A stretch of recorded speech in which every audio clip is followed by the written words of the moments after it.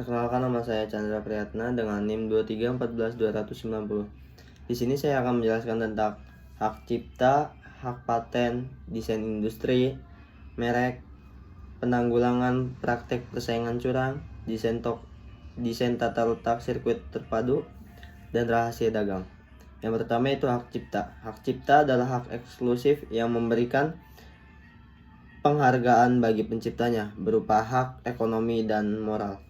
Hak moral merupakan hak yang melekat pada pribadi pencipta yang pada dasarnya dilakukan untuk menghormati kreativitas pencipta dengan mencantumkan namanya dalam hasil karya cipta. Hak moral terdiri dari hak bagi pencipta untuk menetap mencantumkan atau tidak namanya pada salinan sehubungan dengan pemakaian ciptaannya untuk umum. Berdasarkan UU nomor 28 tahun 2014, hak cipta muncul otomatis saat karya diwujudkan dalam bentuk nyata, melindungi hak moral dan ekonomi pencipta. Hak cipta berlaku seumur hidup pencipta ditambah 20 tahun setelah kematiannya, seperti adanya perlindungan atas karya-karya yang diciptakannya sehingga menimbulkan rasa aman bagi penciptanya.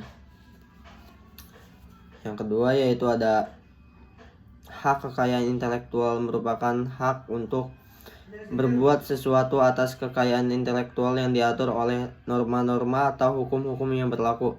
Hak kekayaan intelektual termasuk ke dalam hak bersifat imaterial, yang artinya benda tidak berwujud, karena hak kekayaan berasal dari ide, imajinasi, dan pikiran-pikiran manusia di tanah air.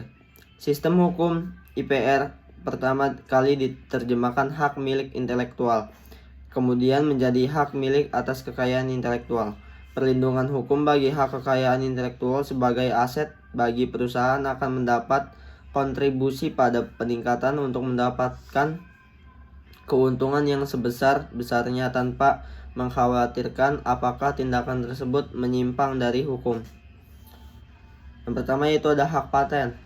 Adalah hak eksklusif yang diberikan oleh negara kepada investor atas hasilnya investasi di bidang teknologi yang untuk selama waktu tertentu melaksanakan sendiri invensinya tersebut atau memberikan persetujuannya kepada pihak lain untuk melaksanakannya. Menurut UU Hak Paten nomor 14 tahun 2004, hak paten diberikan untuk investasi yang memenuhi syarat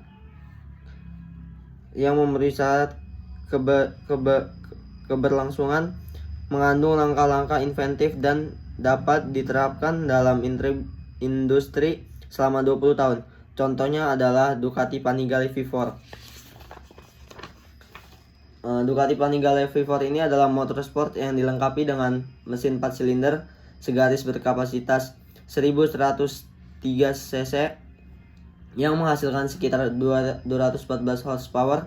Motor ini dilengkapi dengan desain aerodinamis dan teknologi canggih dengan sistem desmodromic, variable valve timing, serta sistem suspensi semi aktif dan kontrol traksi berbasis elektronik, juga menggunakan teknologi quick shift.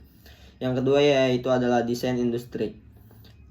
Adalah hak eksklusif yang diberikan negara kepada pendesain untuk melindungi hasil karyanya.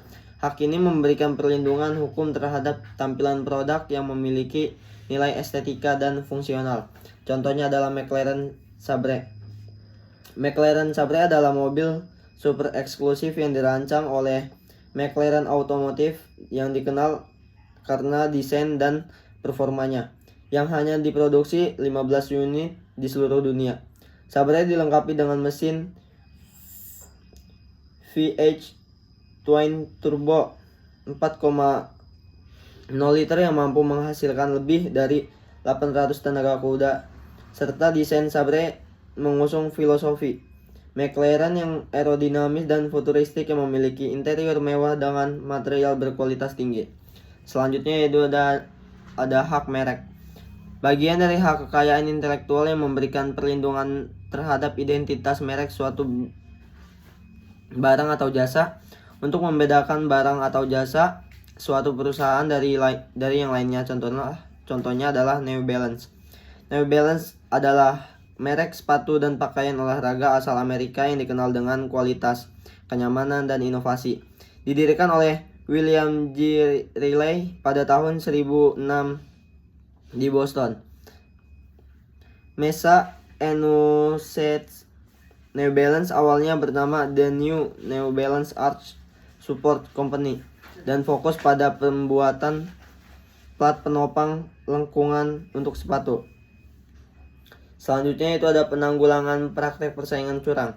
Adalah serangkaian langkah yang diambil untuk mencegah, menindak dan menghentikan tindakan yang merugikan pasar dan konsumen, serta menjaga persaingan yang sehat di dunia bisnis.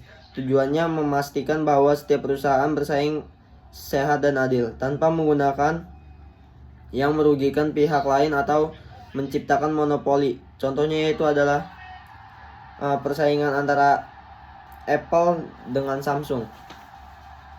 Di sini Apple menuduh Samsung meniru desain iPhone secara keseluruhan dengan tujuan Samsung memanfaatkan reputasi dan inovasi iPhone tanpa berinovasi sendiri. Kemudian Samsung membantah dengan menyatakan desain mereka berbeda. Samsung juga mengklaim banyak fitur yang diklaim Apple. Pada 2012, pengadilan Amerika Serikat memutuskan Samsung melanggar paten desain Apple. Selanjutnya itu ada tata letak sirkuit terpadu. Mencakup penataan fisik elemen-elemen di dalam chip tersebut, termasuk pengaturan komponen, jalur penghubung, dan lapisan-lapisan logam yang menghubungkan berbagai elemen tersebut. Contohnya adalah mikroprosesor. Ada Intel Core dan AMD Ryzen. Mikroprosesor mengatur penempatan ribuan atau bahkan miliaran transistor dalam area yang sangat kecil. Desain ini sangat kompleks dan memerlukan simulasi dan pengujian yang intensif untuk meluaskan kinerja yang tinggi dan konsumsi daya yang rendah.